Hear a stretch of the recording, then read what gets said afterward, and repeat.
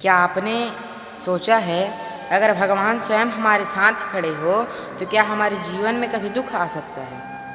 अगर हम सही रास्ते पर चल रहे हैं तो क्या हमारे सामने कभी कठिनाइयाँ आ सकती हैं? और अगर हमारा मन सच्चा हो तो फिर भगवान हमारी परीक्षा क्यों लेते हैं? इन सवालों के जवाब हमें भगवान श्री राम के जीवन से मिलता है। इस वीडियो को अंत तक देखिए, इस सवाल का जवाब आपको मिल जाएगा कि भगवान हमारे साथ होते हुए भी हमारे ऊपर कठिनाइयाँ दे सकते हैं या फिर नहीं दे सकते। ये श्री राम का जीवन का केवल एक राजा की कहानी नहीं है, यह एक ऐसे मनुष्य की कहानी है जिसने राजमहल छोड़कर वन में अपना रास्ता चुना, जिसने अपने सुख से पहले अपने पिता के वचन को रखा, जिसने कठिन परिस्थितियों में भी धर्म का साथ नहीं छोड़ा। और शायद यही कारण है कि आज हजारों वर्षों बाद भी लोग श्री राम को केवल भगवान के रूप में नहीं देखते, परंतु मर्यादा पुरुषोत्तम के रूप में याद करते हैं। क्योंकि श्री राम हमें यह नहीं सिखाते कि जीवन में कभी परेशानियां नहीं आएगी, हमें तो वह यह सिखाते हैं कि परेशानी आने पर भी हमारा चरित्र कैसा होना चाहिए। अयोध्या नगर में उत्सव की तैयारी हो रही थी, हर तरफ खुशियाँ छाए हुए थी। लोगों के मन में एक बात थी, अब श्री राम अयोध्या के राजा बनने वाले हैं। महल सजाए जा रहे थे, गलियां फूलों से सज रही थी, हर व्यक्ति के चेहरे पर आनंद था। लेकिन उसी समय राजमहल के एक कोने में ऐसा निर्णय लिया जा रहा था जो पूरी अयोध्या की खुशी बदलने वाला था। महारानी कैकेयी ने राजा दशरथ से अपने 2 वरदान मांग लिए। पहला मांगा भरत को अयोध्या का राजा बनाया जाए, और दूसरा वरदान मांगा कि श्री राम को 14 वर्ष के लिए वनवास भेजा जाए। राजा दशरथ यह बात सुनकर एकदम से टूट गए, उनके लिए यह निर्णय लेना असहनीय था। लेकिन श्री राम ने जब यह बात सुनी तो उन्होंने क्रोध नहीं किया, उन्होंने किसी को दोष नहीं दिया, उन्होंने अपने पिता से यह नहीं कहा कि मेरे साथ भी अन्याय हुआ है। उन्होंने केवल इतना स्वीकार किया कि पिता ने वचन दिया है और पुत्र का धर्म रहता है कि उस वचन की रक्षा करना, उस वचन को निभाना। सोचने वाली बात है ना, आप गहराई से सोचिए, जिस व्यक्ति के सिर पर अगले दिन राजा का मुकुट रखा जाना था, वही व्यक्ति अगले दिन वन जाने की तैयारी कर रहा था। यही श्री राम की सबसे पहली बड़ी सीख है। परिस्थिति बदल सकती है लेकिन चरित्र नहीं बदलना चाहिए। श्री राम के सामने राज सिंहासन था, लेकिन उन्होंने पिता का धर्म चुना। और यही वह क्षण था जब अयोध्या के राजकुमार ने संसार को बता दिया कि महानता सिंहासन से नहीं आती, महानता उस निर्णय से आती है जो मनुष्य कठिन समय में लेता है।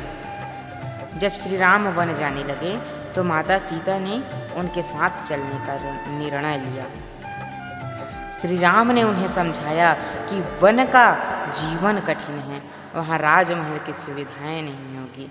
लेकिन सीता ने कहा कि जहाँ श्री राम हैं वही उनके लिए अयोध्या है। लक्ष्मण ने भी अपने भाई का साथ नहीं छोड़ा। इस तरह 3 लोग, राजकुमार, उसकी पत्नी और उनका भाई, अयोध्या से निकल वन की ओर चल पड़े। पीछे अयोध्या रो रही थी, लेकिन श्री राम के चेहरे पर शिकायत नहीं थी। यह दृश्य हमें एक बहुत बड़ी सीख सिखाता है। कभी कभी सही रास्ते पर चलना यह नहीं होता है कि लोग आपको समझेंगे, कभी कभी आपको सही होते हुए भी अकेले चलना पड़ सकता है। लेकिन अगर आपका उद्देश्य सही है तो रास्ते की कठिनाइयाँ आपको रोक नहीं सकती। वन में श्री राम का जीवन सरल नहीं था, राजमहल से दूर, सुख सुविधाओं से दूर, लेकिन उनके भीतर भी वहाँ शांति थी। क्योंकि जिसके मन में ही संतोष हो जाए उसे संसार की बहुत सारी सुविधाओं की आवश्यकता नहीं होती है। फिर उनके जीवन में एक ऐसी घटना आई जिसने आगे पूरी कथा ही बदल दी। रावण की बहन शूर्पणखा का प्रसंग आया।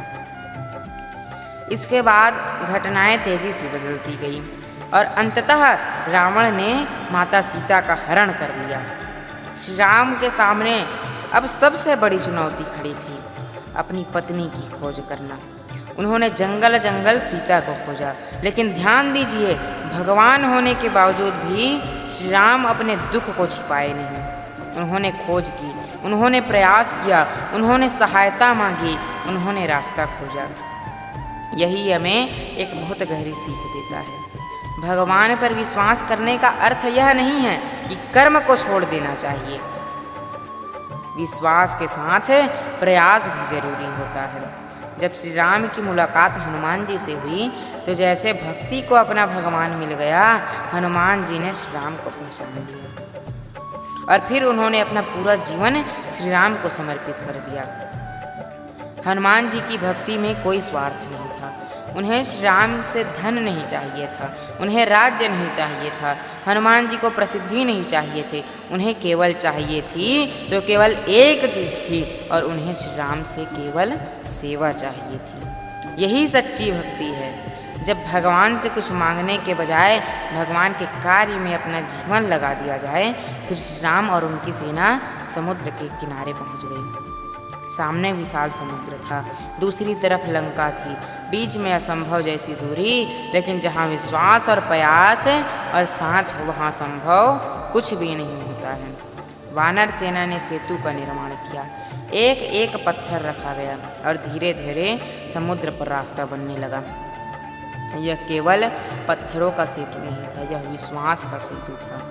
एक ऐसा सेतु जो हमें बताता है कि बड़ी मंजिल एक ही दिन में नहीं मिलती, छोटे छोटे प्रयास एक दिन बड़ी सफलता बन जाते हैं।